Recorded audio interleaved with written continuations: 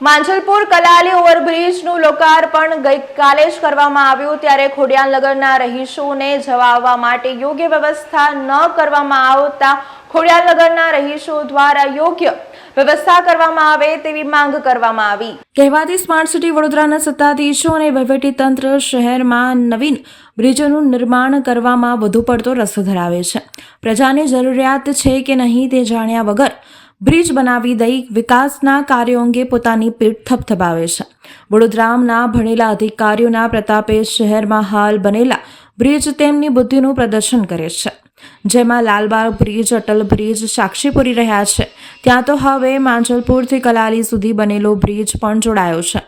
અભ્યાસ કર્યા વગર પ્રજાના વેરાના પૈસાથી બનતા બ્રિજમાં ખામીઓ જણાઈ આવે છે।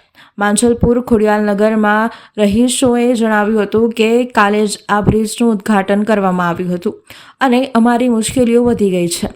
માંજલપુર ખોડિયાલનગર નંબર 232 રેલવે ફાટક બ્રિજ બનતા બંધ કરી દેવાયો હતો અને આ બ્રિજ ઉપરથી જવા માટે અમારી તરફ કોઈ દાદર આપવામાં આવ્યો નથી।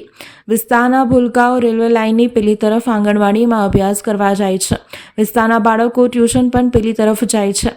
જેમની પાસે વાહનો છે તે તો પોતાના પૈસાનો ધુમાડો કરી જવા મજબૂર બનશે, પણ વાહન વગર ચાલતા જવું હોય તો તેમને મુશ્કેલી વધી જાય છે।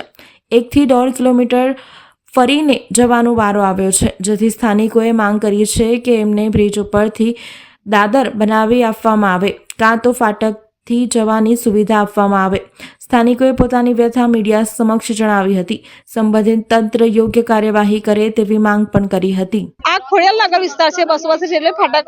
અમારે અહીંયાથી જવાનો કોઈ સાધન નથી અને આ ફાટકે બંધ કરી દીધી છે। અમારે 1 કિલોમીટર લઈને ફરીને જવાનું, અહીંયા કોઈ દાદર છે નહીં। અમારા બાળકો બધા પેલી સાઈડે જાય છે આંગણવાડી, અને ટ્યુશન બી ત્યાં જાય છે।